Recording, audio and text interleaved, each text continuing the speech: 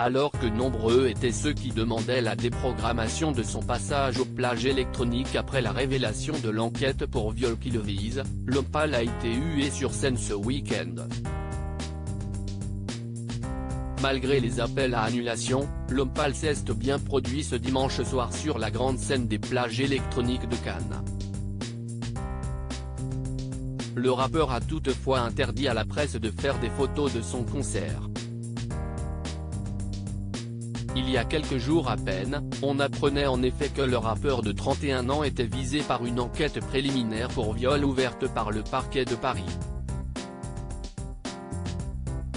La plainte, déposée par une jeune femme qui serait une connaissance de l'artiste, daterait de 2020 pour des faits qui remonteraient à 2017 et qui se seraient passés à New York.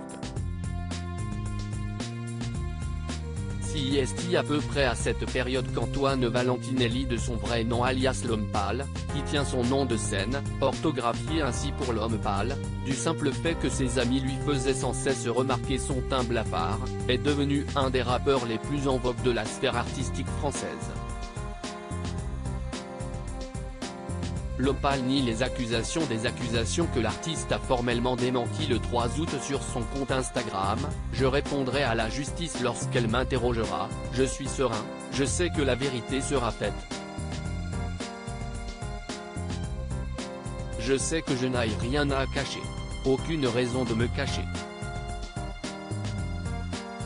Plusieurs semaines auparavant, Jenna Boulmedaïs, la rédactrice en chef du média indépendant Joli Môme, suivie par près de 16 000 personnes sur son compte Instagram, avait fait usage de son réseau social pour prendre la parole au sujet du musicien. « Cela fait maintenant 2 ans que j'entends, dans le milieu de la musique, des témoignages de femmes ayant subi les gestes déplacés et non désirés d'Antoine l'Opal. Toute l'industrie musicale est au courant. Ce silence n'est littéralement plus possible. Si est-il le cœur en miettes que j'entends les fans hurler ces paroles de chansons sans même savoir quel genre d'homme il est. Parlez-en, faire mine de ne pas savoir, c'est être complice. » Le rappeur hué et sa présence dénoncée par des militants féministes au lendemain de la révélation de l'enquête qui vise l'artiste. Ses propos font écho à l'accueil que celui-ci a reçu lors de son concert qui s'est déroulé ce week-end à Cannes, lors du festival de musique électro Les Plages électroniques. Toujours présumé innocent des faits qui lui sont reprochés, l'Opal n'a en effet pas été déprogrammé des festivals auxquels il a été convié alors qu'il est l'un des artistes les plus présents de ces événements cette année.